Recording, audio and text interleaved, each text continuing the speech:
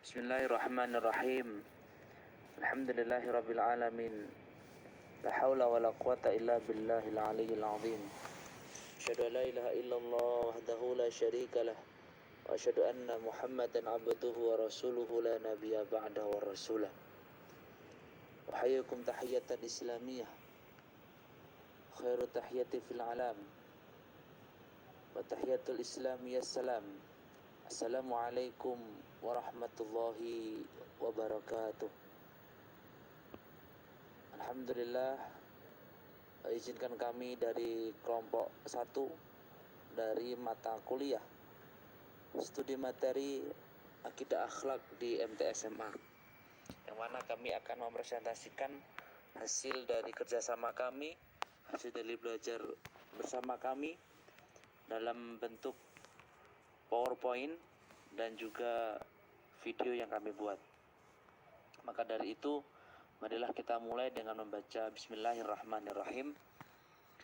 Langsung saja untuk mempersingkat waktu, langsung masuk ke dalam pembahasan pertama, yang mana akan dijelaskan oleh saudari kami, yakni saudari Irna.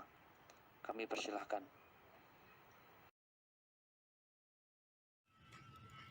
Sebelum lanjut kepada dasar akidah Islam, pertama saya ingin sedikit menjelaskan tentang pengertian akidah Islam.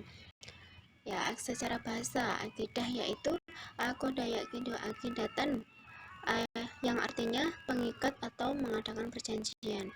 Secara istilah yaitu urusan-urusan yang harus dibenarkan oleh hati dan diterima dengan rasa puas serta terhujam kuat dalam lubuk jiwa yang tidak dapat digoncangkan oleh pada subhat atau keraguan.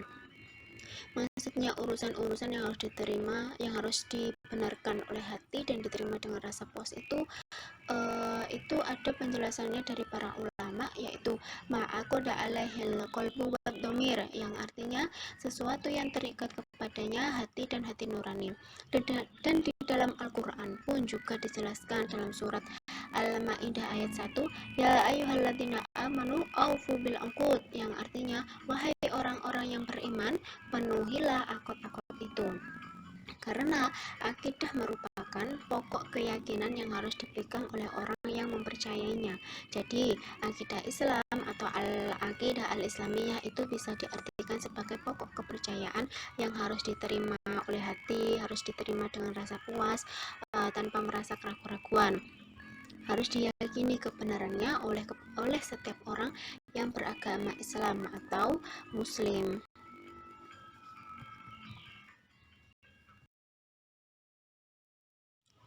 Selanjutnya itu dasar akidah Islam. Dasar akidah itu ada 2, yakni Al-Quran dan juga As-Sunnah atau hadis. Al-Quran adalah sumber pertama ajaran Islam dan merupakan kitab suci yang disampaikan oleh Allah kepada Nabi Muhammad SAW. Al-Quran berfungsi sebagai rahmat dan petunjuk bagi manusia agar memperoleh kebahagiaan hidup yang bahagia di dunia dan di akhirat. Dengan melalui Al-Quran, Allah menuangkan firman-firman-Nya berkenaan dengan konsep akidah yang benar. Jadi dengan Al-Quran lah Allah itu telah menjadikan semua firman-firman-Nya itu berkenaan dengan konsep akidah yang benar. Kemudian juga harus diyakini dan dijalani secara mutlak serta tidak ada kata tawar-menawar oleh semua umat Islam. Dan yang kedua itu as-sunnah atau hadis. Hadis adalah segala ucapan, perbuatan, dan takrir Nabi Muhammad. Islam telah menegaskan bahwa hadis menjadi sumber kedua setelah Al-Quran, baik sumber akidah Islam maupun dalam semua persoalan hidup. Mengapa kok hadis itu menjadi sumber kedua setelah Al-Quran? Itu karena dalam firman Allah, wa ma yantiqu anil hawa in huwa illa wahyun yuha, yang artinya dan tidaklah yang diucapkannya itu menurut kemauan hawa nafsunya. Ucapannya itu tiada lain hanyalah waktu yang wahyu yang diwahyukan. Quran surat An-Najm itu maksudnya itu wahyu dari Allah itu yang disandarkan kepada Nabi Muhammad, itu bukan hanya sekadar menturutkan nafsunya saja. Kemudian wa ma'atakum rasulullah fakhuduhu wa manahakum anhu fangtahu wa taqullaha innallaha syadidul iqab, yang artinya apa yang diberikan Rasul kepadamu maka terimalah dia, dan apa yang dilarangnya maka maka dilarangnya bagimu, maka tinggalkanlah ia. Dan di sini Allah telah memberi petunjuk pada manusia agar mengikuti kebenaran yang telah disampaikan kepada Rasulullah. Wa'budullaha wa la tusyriku bihi syai'an, dan sembahlah Allah dan janganlah kamu mempersekutukannya dengan sesuatu apapun. Quran surah An-Nisa ayat 36. Nah, di sini memerintahkan pada kita semua untuk menyembah Allah saja dan dilarang untuk menyekutukannya. Nah, adapun hadis yang menjelaskan tentang akidah itu, hadis riwayat Bukhari, an Abi Hurairah qala kana Nabi sallallahu alaihi wasallam barisan yauman lin nasi fa'atahu Jibril faqala mal imanu qala al imanu an tu'mina billahi wa malaikatihi wa kutubihi wa bi liqa'ihi wa rusulihi wa tu'minu bil ba'si. Dari Abu Hurairah radhiyallahu anhu berkata bahwa Nabi sallallahu alaihi wasallam pada suatu hari bersama dengan para sahabat, lalu datang malaikat Jibril alaihissalam yang kemudian bertanya, apakah iman itu? Nabi SAW menjawab, iman adalah kamu beriman kepada Allah, malaikat-malaikatnya, kitab-kitabnya, pertemuan dengannya, rasul-rasulnya, dan kamu beriman kepada hari berbangkit. Nah, disitulah bahwa isinya itu bahwa isinya hadis itu tidak menyalahi dari Al-Quran gitu loh. Nah, jadi dengan akidah itu secara umum itu disebut dengan keimanan, dan itu bisa menjadi memperkuatkan keyakinan kita bahwa hadis itu bisa menjadi sumber hukum kedua setelah Al-Quran. Selanjutnya, tujuan akidah Islam.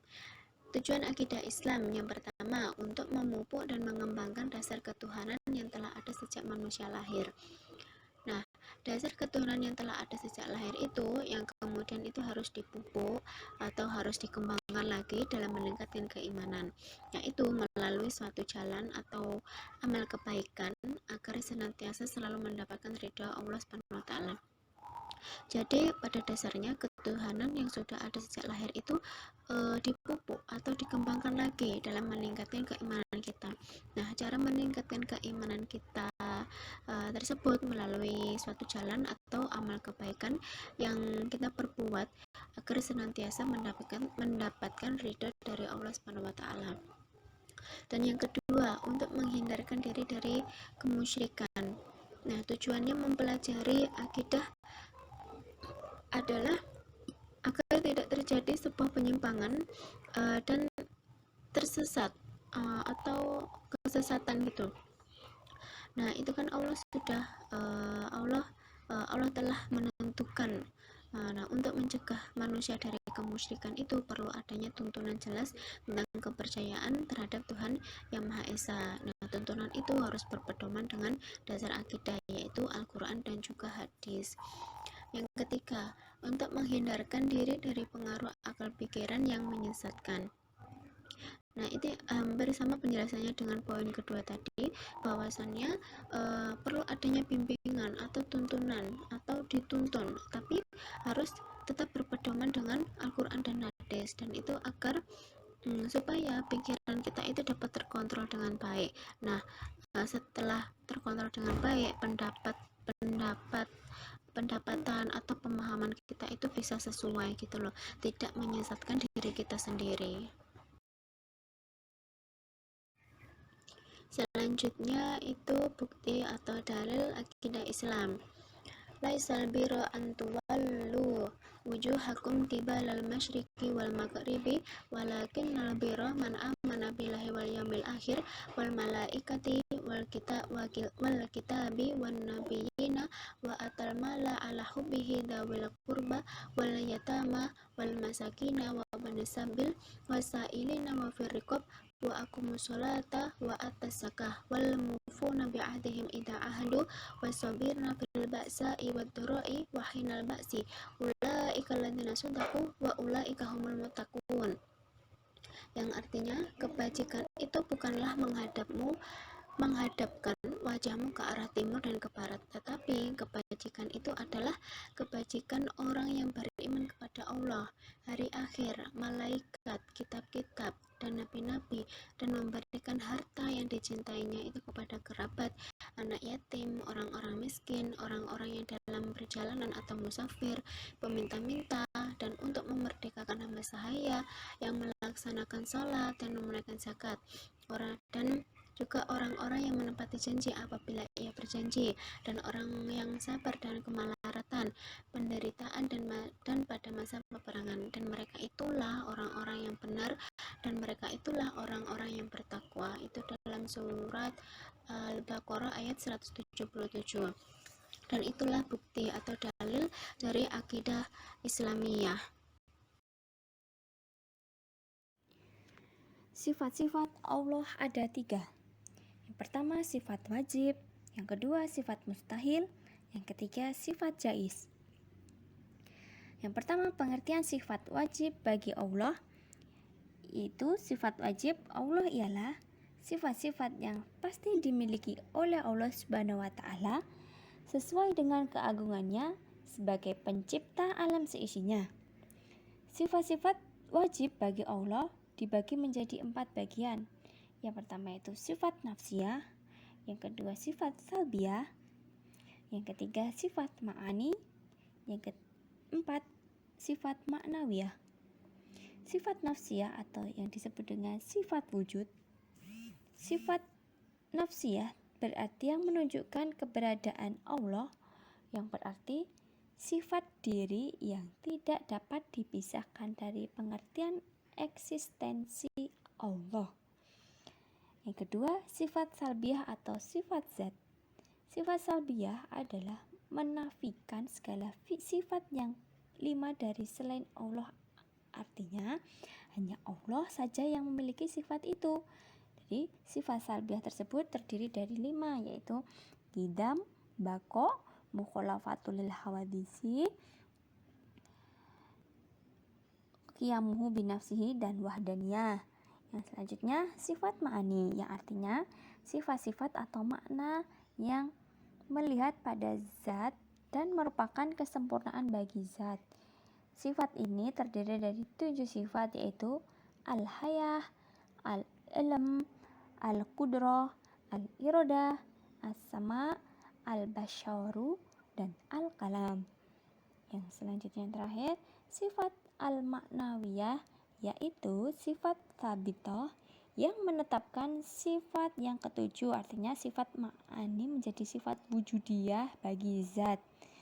Sedangkan sifat ma'ani berarti menetapkan sifat-sifat itu terdiri dari al-hayyun, al-alimun, al-qadirun, al-muridun, as-sami, al-bashirun, dan al-mutakallimun.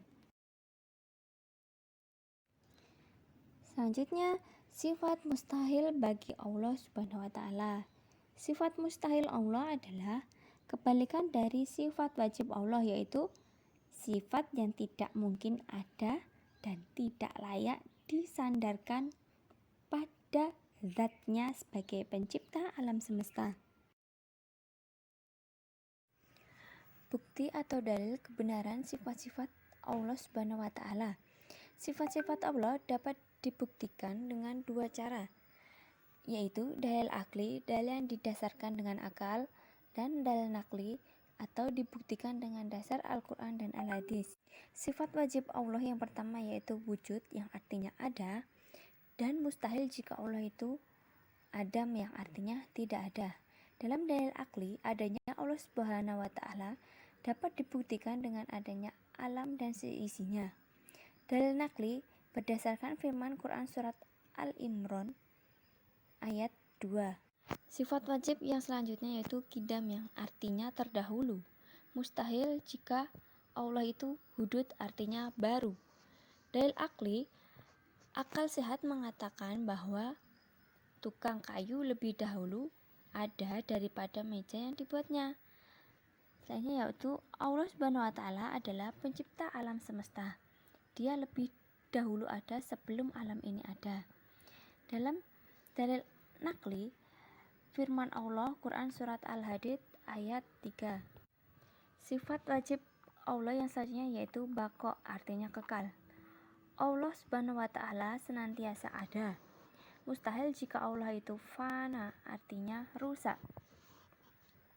Dalil akli, semua makhluk ciptaan Allah Subhanahu wa ta'ala akan rusak, sedangkan Dia sebagai pencipta tidak akan rusak. Allah Subhanahu wa ta'ala akan kekal selamanya. Dalil nakli, dalam firman Allah Subhanahu wa ta'ala Quran surat Ar-Rahman ayat 26 sampai 27. Selanjutnya sifat wajib Allah mukhalafatul lil hawadisi, artinya berbeda dengan makhluk. Mustahil jika Allah mumtasalatu lil hawadisi, artinya serupa dengan makhluk. Dalil akli menyebutkan Allah Subhanahu wa ta'ala memiliki sifat yang sempurna dan istimewa. Dalil nakli dalam Quran surat Al-Syura ayat 11. Selanjutnya sifat wajib Allah qiyamuhu binafsihi, yang artinya berdiri sendiri. Allah Subhanahu wa ta'ala tidak membutuhkan sesuatu apapun atau tidak membutuhkan tempat dan zat yang diciptakan. Mustahil jika Allah itu ihtiyaju lih ghairihi, artinya butuh kepada yang lain. Dalil akli, Allah Subhanahu wa ta'ala sebagai pencipta alam adalah maha kuasa. Dalil naklinya firman Allah Subhanahu wa ta'ala Quran surat Al-Ankabut ayat 6.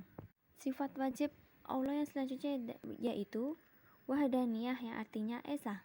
Mustahil jika Allah mempunyai sifat ta'adun, yang artinya berbilang. Dalam dalil aklinya, manusia dituntut untuk meyakini bahwa wujud Allah itu maha esa, yaitu satu. Dalil akli dalam firman Allah Quran surat Al-Ikhlas ayat 1.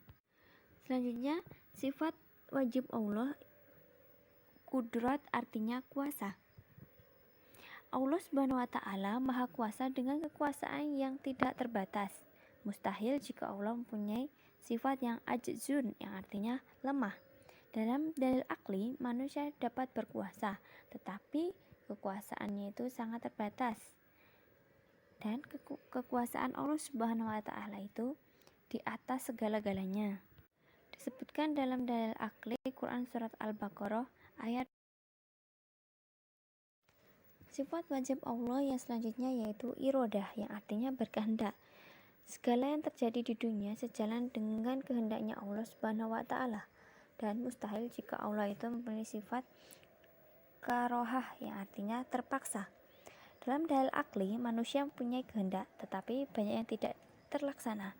Kehendak Allah Subhanahu wa ta'ala pasti terlaksana karena Dia maha kuasa. Jika Allah Subhanahu wa ta'ala berkehendak, tidak satu pun yang dapat menolak. Dalam dalil nakli, Quran surat Yasin ayat 83. Sifat wajib yang selanjutnya itu ilmun, artinya mengetahui. Allah Subhanahu wa ta'ala mengetahui semua ciptaannya dan mengetahui dengan jelas yang akan semua perkara yang tampak dan samar tanpa ada perbedaan antara keduanya. Mustahil jika Allah itu mempunyai sifat jahalul, artinya bodoh. Dalam dalil akli, akal sehat pasti mengakui bahwa orang yang membuat sesuatu pasti mengetahui sesuatu yang akan dibuatnya. Allah Subhanahu wa ta'ala adalah pencipta alam ini dan Dia mengetahui semua ciptaannya. Dalam dalil nakli disebutkan dalam Quran surat Al-Hujurat surat ke-49 ayat 16. Sifat wajib Allah yang selanjutnya yaitu hayat, yang artinya hidup. Allah Subhanahu wa ta'ala maha hidup. Mustahil jika Allah mempunyai sifat mautun, artinya mati. Dalil akli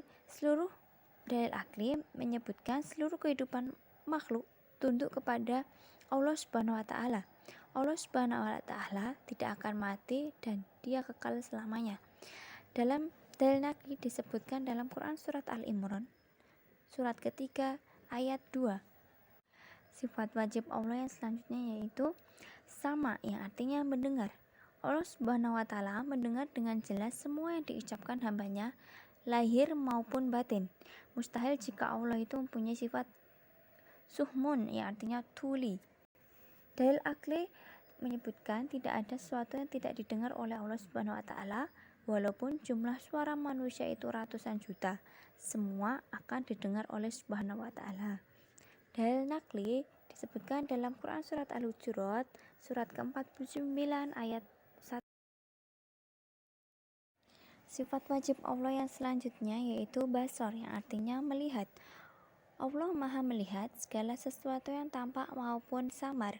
Bahkan apabila ada semut yang berjalan di tengah malam, maka Allah Subhanahu wa taala dapat melihatnya dengan jelas. Mustahil jika Allah mempunyai sifat umyun, yang artinya buta. Dalil akli menyebutkan bahwa Allah melihat segala sesuatu, baik yang besar maupun yang kecil, bahkan yang tersembunyi tanpa bantuan alat untuk melihat. Penglihatan Allah tidak ada batasannya. Dalam dalil nakli disebutkan dalam firman Allah Quran surat Al-Isra ayat 1. Sifat wajib Allah yang selanjutnya yaitu kalam, yang berarti berfirman. Firman Allah Subhanahu wa taala tanpa suara dan kata-kata tidak sama seperti perkataan manusia yang terdiri dari suara dan susunan kata. Mustahil jika Allah mempunyai sikap yang bukmun, artinya bisu. Dalil akli katakan dalam kalam berarti Allah Subhanahu wa taala berbicara melalui firman-Nya yang berupa wahyu. Dalil nakli Allah Subhanahu wa taala berfirman Quran surat An-Nisa surat keempat ayat 164. 7 sifat yang merupakan penguat dari 7 sifat yang terakhir, yaitu kudrat, iradah, ilmu, hayat, sama, basar, dan kalam. Yang pertama yaitu sifat wajib, qadiran, yang artinya yang maha kuasa. Mustahil jika Allah mempunyai sifat ajzan, yang artinya yang lemah. Selanjutnya muridan, yang artinya yang maha berkehendak. Mustahil jika Allah mempunyai sifat mukrohan, yang artinya yang terpaksa. Selanjutnya sifat wajib Allah aliman, yang artinya yang maha mengetahui. Mustahil jika Allah mempunyai sifat jahilan, artinya yang bodoh. Hayan, artinya yang maha hidup. Mustahil jika Allah itu mayitan, artinya yang mati.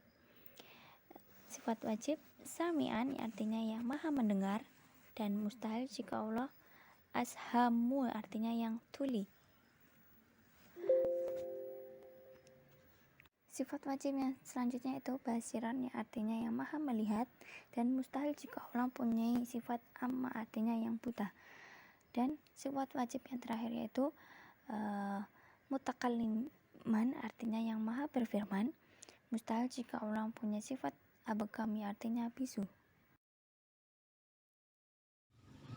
Sifat jaiz Allah Subhanahu wa taala. Sifat jaiz Allah adalah sifat kebebasan bagi Allah. Allah mempunyai kebebasan dalam memutuskan kehendaknya. Sifat jaiz Allah adalah kebebasan untuk berbuat sesuatu atau tidak berbuat sesuatu itu sesuai dengan kehendaknya yang mutlak. Nah, pada ayat ini fi'lu kulli mungkin au tarkuhu, yang artinya memperbuat segala sesuatu yang mungkin terjadi atau tidak memperbuatnya. Jadi apabila Allah menghendaki maka terjadilah barang itu berwujud, dan apabila Allah tidak menghendaki maka tidak pula terwujud.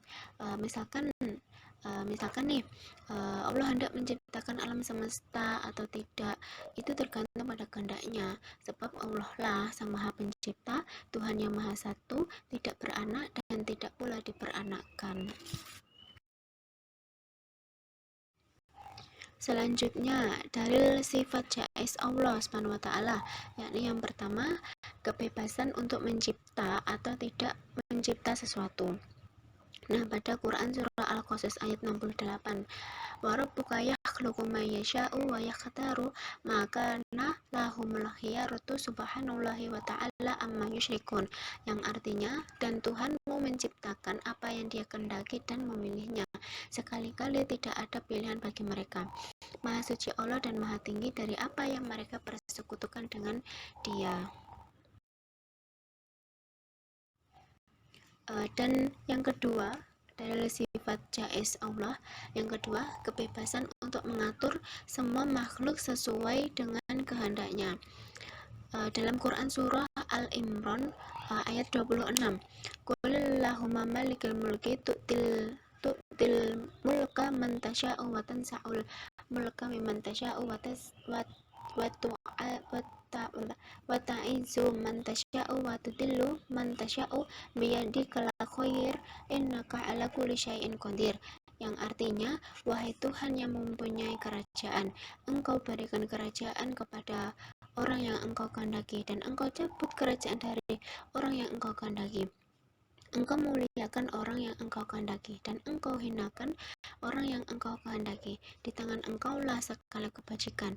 Sesungguhnya Engkau Maha Kuasa atas segala sesuatu. Materi selanjutnya, akhlak terpuji bagi Allah. Yang pertama, taubat. Taubat berasal dari bahasa Arab yang berarti taba yatubu taubatan, yang artinya kembali. Menurut istilah, taubat berarti kembali ke jalan yang benar dan didasari dengan keinginan yang kuat di dalam hati untuk tidak kembali melakukan dosa-dosa atau kesalahan yang pernah dilakukan sebelumnya. Taubat dengan sebenar-benarnya atau semurni-murninya taubat yang biasa disebut dengan taubatan nasuha. Adapun jenis dan syarat taubat. Jenis terdapat taubat menyangkut dosa terhadap Allah dan taubat menyangkut dosa terhadap sesama manusia. Taubat menyangkut dosa terhadap Allah ada 3 syarat. Di antaranya yang pertama, meninggalkan perilaku dosa itu sendiri. Yang kedua, menyesali perbuatan maksiat yang telah dilakukan. Yang ketiga, berniat tidak melakukannya lagi selamanya.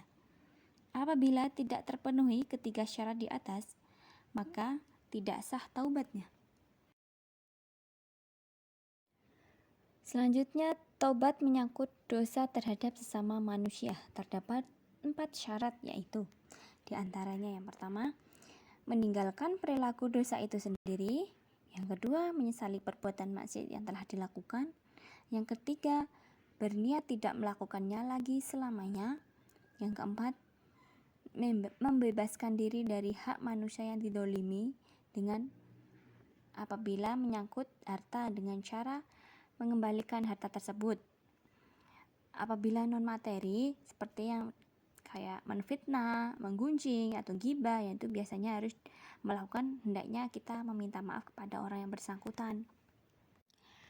Selanjutnya, dampak positif perilaku taubat itu dapat memperoleh kembali jalan yang benar, yaitu Islam, setelah menempuh jalan yang sesat dengan karena perbuatan yang dosa yang dilakukannya. Yang kedua yaitu taat. Taat menurut bahasa yang berarti tunduk, patuh, dan setia. Menurut istilah, taat bisa diartikan tunduk dan patuh terhadap segala perintah dan aturan yang berlaku. Taat kepada Allah berarti patuh kepada perintah dan aturan yang dibuat oleh Allah dalam segala hal. Ada 3 tingkatan ketaatan, yaitu taat kepada Allah, taat kepada Nabi Muhammad SAW, taat kepada ulil amri. Lantas apa yang dimaksud dengan taat kepada Allah adalah yang paling utama. Taatan kepada Allah itu yang bersifat mutlak, tanpa ada keraguan dan tidak ada tawaran-menawar dalam segala aspek kehidupan. Selanjutnya, taat kepada Nabi Muhammad SAW, sebagaimana ketaatan kepada Allah itu bersifat mutlak. Yang ketiga ini, taat kepada ulil amri atau pemerintah adalah perintah taat kepada pemimpin. Hanya saja, ketaatan kepada pemimpin ini tidaklah mutlak, tetapi mempunyai syarat, yaitu selama pemimpin tersebut berpegang kepada kitab Allah dan Rasul-Nya. Selanjutnya, dampak positif ketaatan kepada Allah dan Rasul-Nya itu ada beberapa, di antaranya yaitu memperoleh kepuasan batin karena telah mampu melaksanakan salah satu kewajibannya kepada Allah dan Rasul-Nya. Selanjutnya, memperoleh ridho Allah karena telah mampu menaati perintahnya. Selanjutnya, memperoleh kemenangan atau keuntungan yang besar.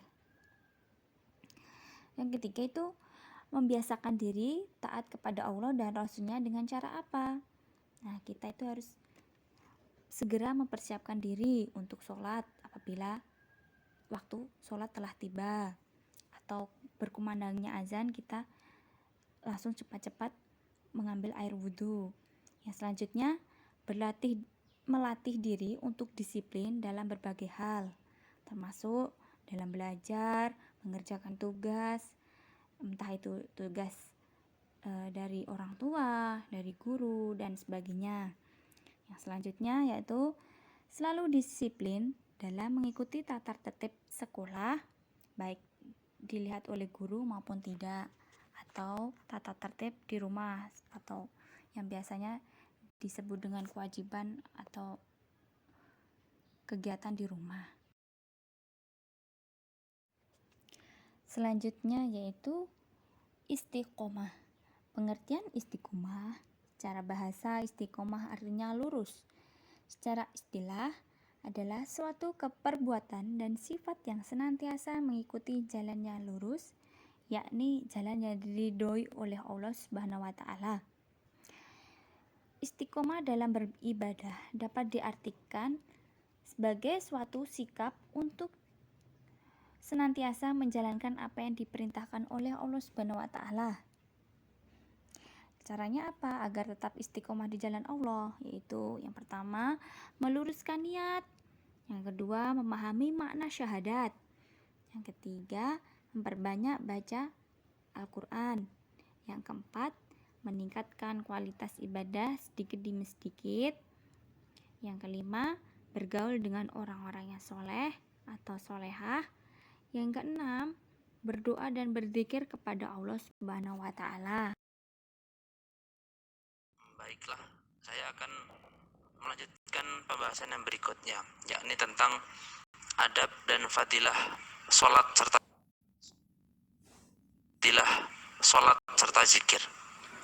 Di dalam sholat ada beberapa adab yang perlu kita perhatikan, yang mana yang pertama yakni jaga waktu dalam mengerjakan sholat. Sebaiknya menjaga waktu pelaksanaannya. Artinya, ketika sudah tiba waktu sholat tersebut, maka kita dianjurkan untuk segera melangsungkannya, menyegerakannya, seperti itu. Hasan al-Banna berkata, "Qum ila sholati idza sami'tan nida maka nafid duru." Qum ila sholati, segera dirikanlah sholat. Idza sami'tan nida, ketika engkau mendengar panggilan atau mendengar azan, maka nafid duru, walaupun engkau dalam kesibukan. Ini menjaga waktu sholat, itu yang pertama. Yang kedua yakni tempatnya harus suci untuk melaksanakan sholat. Harus bersih dari hadas dan juga najis serta rapi.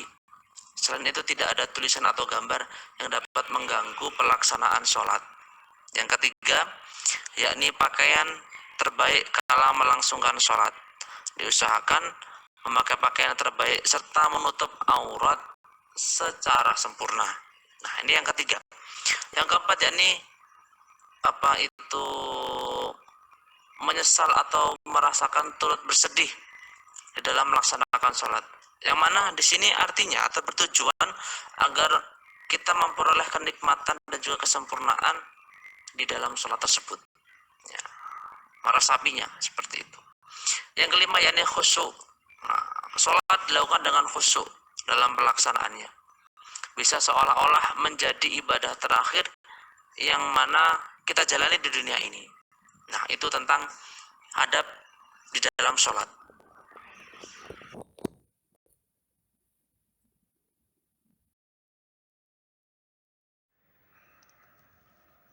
Selanjutnya yakni adab berzikir.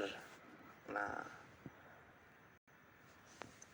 zikir pun ada adabnya, yang mana zikir ini biasanya dilakukan seusai kita sholat ataupun dalam hal-hal yang lain. Maka beberapa adab dalam berzikir, yakni yang pertama membaca zikir sesuai dengan sunnah Nabi Muhammad Sallallahu Alaihi Wasallam. Nah, di situ sudah dijelaskan di dalam PPT, sudah dijelaskan berzikir sesuai dengan sunnah Nabi Muhammad SAW. Yang kedua yakni memahami makna, mengetahui makna dan arti sangat penting demi faham tentang maksud yang diinginkan dari bacaan tersebut. Nah, yakni memahami makna yang kedua. Yang ketiga yakni tempat yang suci dalam pelaksanaan zikir.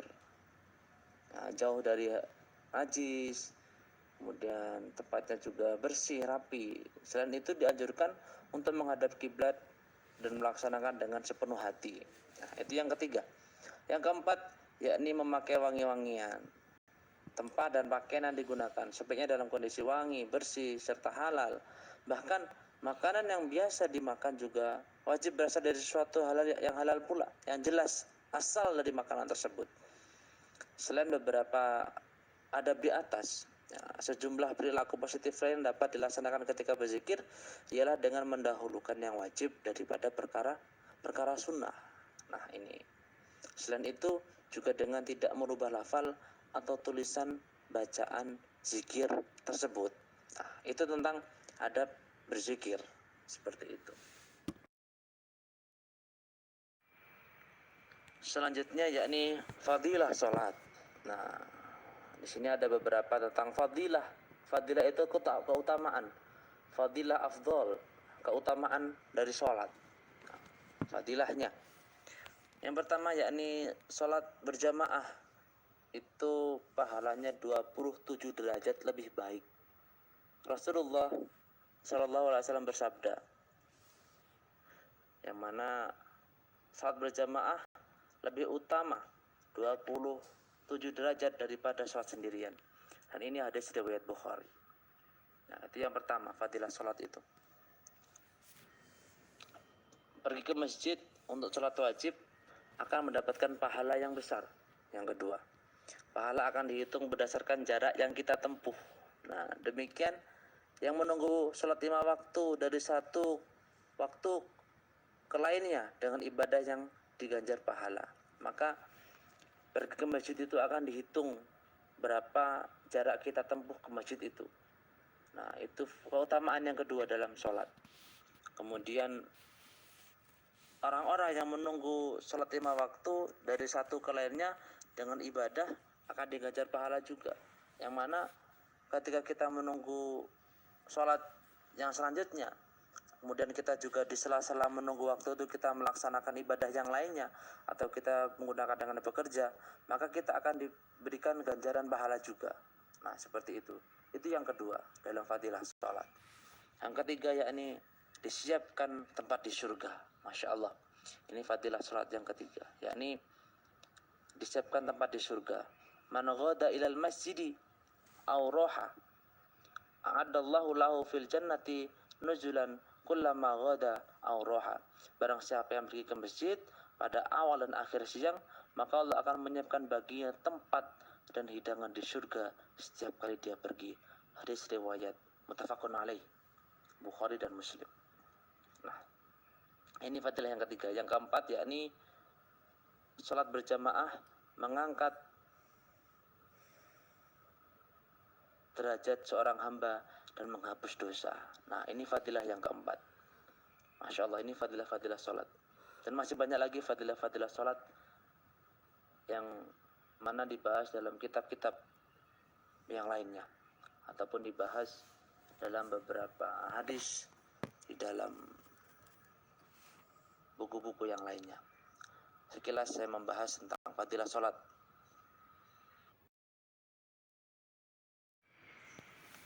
Selanjutnya yakni fadilah zikir. Masya Allah, ini keutamaan zikir. Ada beberapa keutamaan zikir sebagai berikut, yakni mendapatkan perlindungan Allah Subhanahu wa ta'ala. Orang yang senantiasa mengingat dan memuji kebesaran Allah, maka Allah akan melindunginya dari segala macam keburukan. Nah, itu salah satu yang pertama dari fadilah zikir, mendapat perlindungan Allah Subhanahu wa ta'ala. Yang kedua yakni mendekatkan diri pada Allah Subhanahu wa ta'ala. Masya Allah, ini fadilah zikir. Salah satu amalan ibadah yang paling disukai ialah berzikir.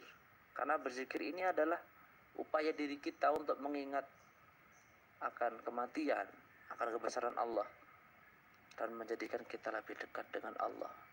Ini yang kedua. Yang ketiga yakni dicukupi kebutuhannya. Fadilah zikir yang ketiga. Keutamaan zikir yakni membuka pintu rezeki. Astagfirullah, subhanallah, alhamdulillah, itu dicukupkan kebutuhannya, membuka pintu rezeki. Urusan dunia akhirat pun terasa lancar, mudah untuk dilewati. Nah, ini adalah fadilah zikir yang ketiga, dicukupi kebutuhannya, baik akhirat maupun dunia. Yang keempat, ini yang luar biasa, ini memberikan ketenangan. Ala bidzikrillah tatma'innul qulub. Ingatlah, hanya dengan mengingat Allah lah hati menjadi tenang. Sudah jelas bahwasanya berzikir memberikan ketenangan bagi siapa saja yang mengamalkannya. Karena berzikir membuat kita merasa lebih dekat dan dekat dengan Allah Subhanahu wa taala. Dan itu sudah sangat jelas. Dijelaskan dalam Al-Qur'an bahwasanya hanya dengan mengingat nama Allah lah hati kita menjadi tenang. Dan ini wadih, ini mubin, ini jelas bahwasanya berzikir memberikan ketenangan yang luar biasa pada hati kita, hidup kita. Karena Allah lah yang karena hanya dengan menyebut nama Allah lah hati kita menjadi tenang. Itulah fadilah dari zikir. Seperti itu. Beberapa fadilah dari sholat, dari zikir, adab sholat dan juga adab dalam berzikir.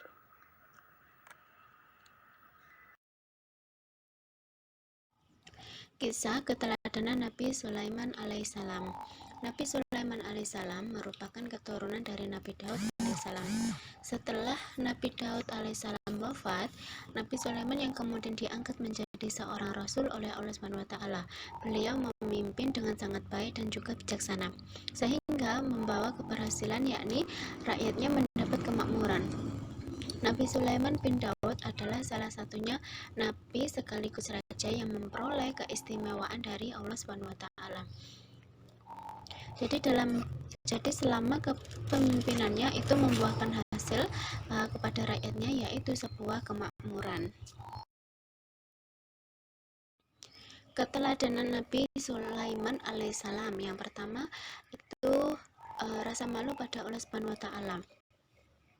Karena Nabi Sulaiman itu melihat karunia Allah itu sangat besar, sedangkan jika dibandingkan dengan ibadahnya itu sangat kurang.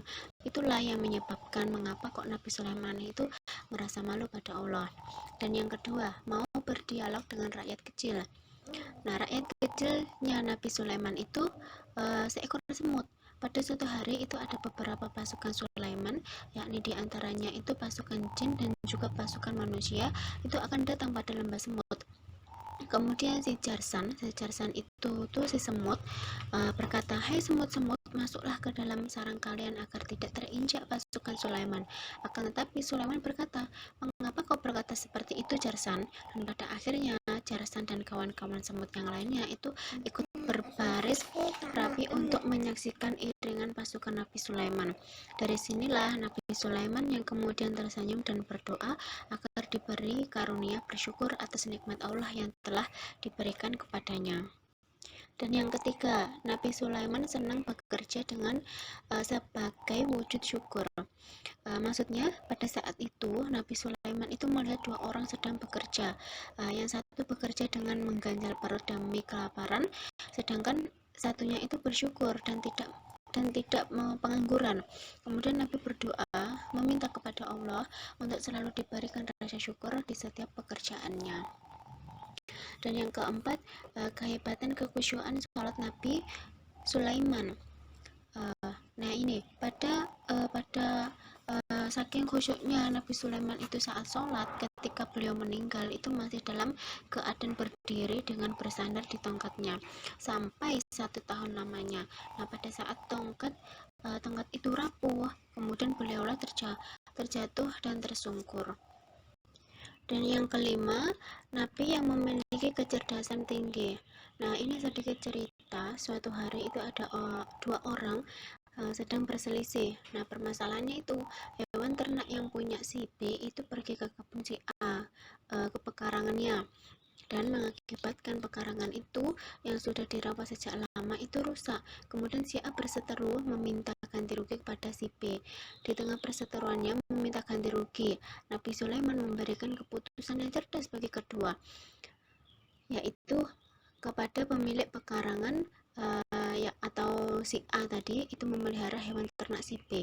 Begitu juga sebaliknya, si B merawat kembali kebun pekarangan milik si A sampai membuahkan hasil. Nah, sehingga dengan cara demikian itu setiap pihak tidak ada yang untung dan rugi, dan itu menjadi lebih daripada sepatutnya. Dan itulah yang menjadi sebuah kecerdasan dari Nabi Sulaiman. Dan yang keenam, Nabi yang memiliki sifat rendah hati. Dari poin ini, mari kita merenungi apa saja yang membuat beliau itu tetap rendah hati. Nah, ketika kita mendapatkan nikmat yang banyak, Nabi Sulaiman itu mengajarkan untuk selalu bersyukur. Nah, syukur Nabi Sulaiman itu saat di puncak kesuksesannya itu dituangkan dalam doanya. Nah, jadi jika kita sudah dikaruniai rezeki oleh Allah, jangan lupa untuk mensyukurinya.